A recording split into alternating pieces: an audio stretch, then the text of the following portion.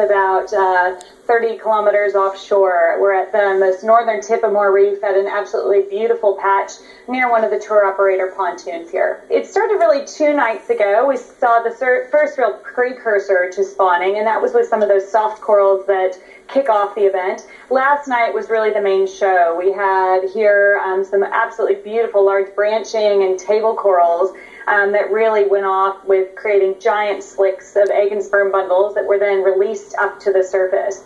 We were then capturing those as part of our process to start rearing some of these next generation of corals out here on the reef. I understand that this year you've added an algae to the process that should boost the baby corals' survival chances.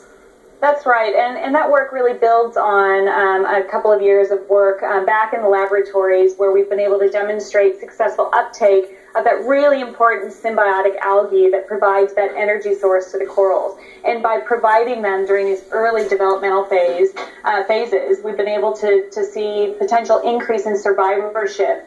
And that sort of foundation work is now for the very first time being trialed here on the reef itself. So we're running experiments out here to demonstrate this is a real tool to give these guys an energy boost to have greater survivorship where we're settling them on degraded areas of the reef. Following that spawning event, it really takes about 5 to 6 days, depending on the water temperature, for those sort of coral babies, those larvae, to fully develop. So we're monitoring those in these floating pools, and then we'll be able to concentrate them down, looking around Saturday or Sunday for that real settlement event. And we'll be going through a few different processes.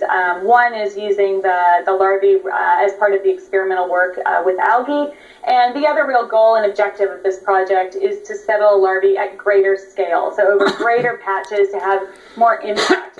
We've gotten up to hectare scale, some of the colleagues involved over in the Philippines, and this is really the first time to reach those scales, we hope, this year, with the aim to get to square kilometers on reef patches in the future. Last year was a great round for us. It was really the feasibility stage. It was really setting the scene through the funding that both the Queensland and Australian government provided to demonstrate we can do this at significant scale, and scales in which involve multiple partners. So that was together with all of our tourism operators here, Aruna and Reef Magic, the 2 key operators, to help pull off a logistical feat like this, which really requires those engineering minds and those guys that are out here and know the conditions. So this year is really the second year, and we're sort of streamlining the approach, improving on the equipment and the technology to deliver a bit at a bigger scale.